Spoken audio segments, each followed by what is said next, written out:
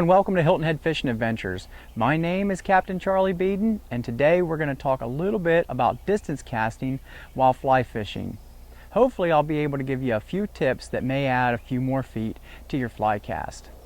Before we get started here, I would like to note that before you work on some of these advanced techniques, you really do need to have some basics in your back pocket. Number one, you do need to have a relatively proficient overhead cast with nice tight loops.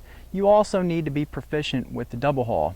If you aren't proficient with the double haul and a good nice overhead stroke, you're never going to be able to reach that 60, 70, 80 foot, and you need to work on your basics before you start working on some of this other stuff. So let's go ahead and get started. Alright guys, there's a few really simple things that we can do to add some distance to our cast, and it really doesn't take a whole lot of effort. The number one thing that we have to think about when we're trying to make a longer cast is that we really need to increase our casting stroke length. We need to have a longer casting stroke length. For short casts, we'll have a short casting stroke length. Medium cast, a medium casting stroke length. But if I want to make a really long cast, I need to have a really long casting stroke length. Okay? There's a few things that you can do to help achieve this. Number one, you can work on your footwork a little bit. If I was going to make a really accurate cast, I'm just purely accuracy casting, I'd probably square up with my feet directly under me. But it's very hard for me to reach back if I have my feet in this position. Open up your stance a little bit. I'm right-handed, so I'm going to put my left foot forward, my right foot back, and this allows me to reach way, way, way back on the back cast. Okay? And then my forward cast, I can reach way forward. So that will help.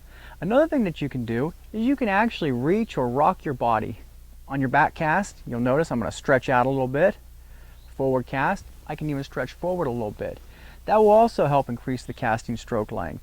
The key here is that during that whole stretch that we're controlled at all times and our hand is moving through the straight line path. Another thing that you'll probably find helpful for distance casting is how you actually hold the rod. Everybody holds the rod a little bit different. One thing that I found for distance casting, I usually go with the thumb on top method. This allows me to reach back while still maintaining control of the fly rod. Next, let's go ahead out to the casting course and see what this looks like. Alright guys, we're out here on the casting course and we're going to demonstrate some of this distance casting. As I mentioned earlier, if we're making a short cast, we're just going to have that short casting stroke length. You notice I don't have a lot of rock. I'm not even really giving it much of a haul here. But as I start to increase my distance, my casting stroke length is going to increase. The pause at the end of the cast will also increase. My haul becomes a little bit harder. And then if I really start throwing longer casts, you'll notice then I'm going to reach more on my back cast, give it a little bit of follow through even, and push harder on my forward cast.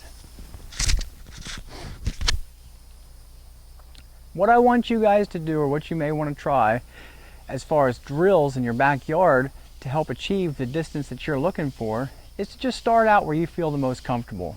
Say for example, you're very comfortable right now at 50 feet. Work on a 50-foot cast. Get your loop as tight as you can at 50 feet. From there, work your way out to 55 feet. Another 5 feet of line, and work on that. You'll notice that you're going to have to increase your casting stroke length just a little bit. Tweak everything just a little bit. And then from there, what we're going to do is we'll work out to 60 feet, 65 feet, and so forth. Once you hit a plateau, what you'll do from there is you'll work your way back and then work your way forward again until you get the distance that you're looking to achieve. I'll tell you what, if you keep practicing, I guarantee you'll have 70, 80 feet of line out in no time. I thank you guys for watching, and until next time, catch 'em up.